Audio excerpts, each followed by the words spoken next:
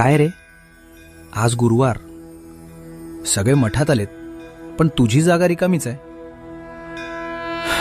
जीवाची घालमेल होतीये की स्वामी मला यायचंय, पण हे कामाचं ओझं पाय निघू देत नाहीये. तुला वाटतंय की तू कामात अडकलास म्हणून मी तुझ्यावर रागवलोय.